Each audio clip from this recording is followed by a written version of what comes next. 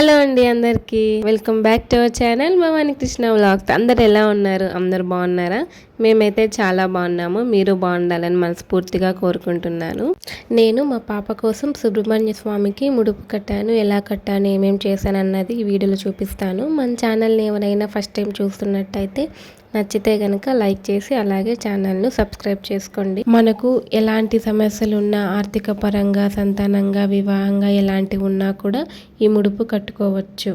ముందు రోజు నైటే ఒక తెల్ల క్లాత్ తీసుకొని పసుపులో అద్ది నీట్గా ఉండే చోట అయితే ఆరబెట్టేశాను. ఇంకా మార్నింగ్ లేవంగానే స్నానం చేసుకొని ఇంకా దీపాల కోసం అని చెప్పేసి పిండి ప్రమిదలకి పిండి కలుపుతున్నాను. స్వామికి నైవేద్యంగా పెట్టడానికి చిమిలి చిలివిడి చేశాను. ఇంకా నైవేద్యంగా పచ్చిపాలు కూడా పెడతారు. స్వామివారికి 11 మంగళవారాలు 7 మంగళవారాలని పూజ చేసుకుంటుంటారు. నేను స్వామివారికి ముడుపు కడుతున్నాను కాబట్టి పూజ చేసుకుంటున్నాను. ఈ ముడుపు నా ఓన్ గా అయితే నేను కట్టడం లేదండి. చాలా మందిని అడిగి తెలుసుకొని మరీ కడుతున్నాను. నేను ఇదే ఫస్ట్ టైం ముడుపు కట్టడము. పూజలో పిండి దీపాలు చాలా ముఖ్యము. సో నేనైతే 2 పిండి ప్రమిదలు తయారు చేసుకున్నాను. నా దగ్గర స్వామివారి సింగిల్ ఫోటో లేదు, ఫ్యామిలీ ఫోటోనే ఉంది. అదే పెట్టి పూజ చేసుకుంటున్నాను. 2 పిండి దీపాలతో పాటు ఒక దీపం కుండి కూడా పెట్టుకున్నాను. పువ్వులను కూడా అలంకరించేశాను. మొత్తం రెడీ చేసుకున్న తర్వాత ముడుపు అయితే కట్టుకుంటున్నాను. రోజువారీ చేసుకునే పూజ ముందే చేసుకునేసాను. నైటే వైట్ క్లాత్ ఒకటి పసుపులో అద్ది ఆరబెట్టాం కాబట్టి మార్నింగ్ కి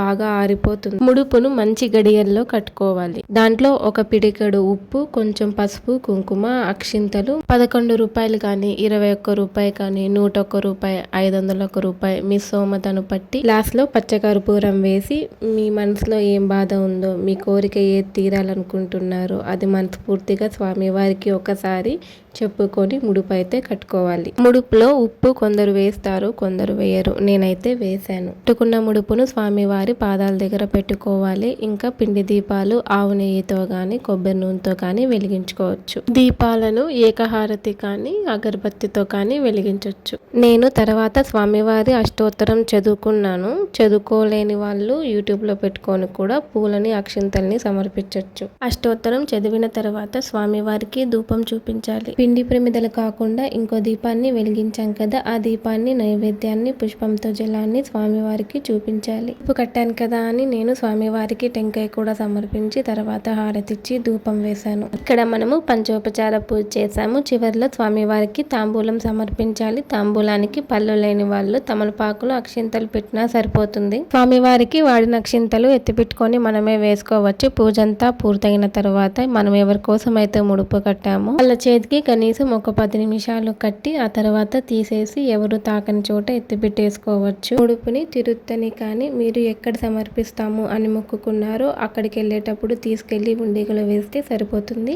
నేనైతే తిరుత్తనికి వస్తానని మొక్కుకున్నాను. నేనైతే ముడుపుని ఒక చిన్న బాక్స్ లో పెట్టి స్వామివారి పటం వెనకాలే పెట్టాను. ఇంతవరకు చూసారు కదా. వీడియో నచ్చితే లైక్ చేసి అలాగే మన ఛానల్ను సబ్స్క్రైబ్ చేసుకోండి మరి. Thank you.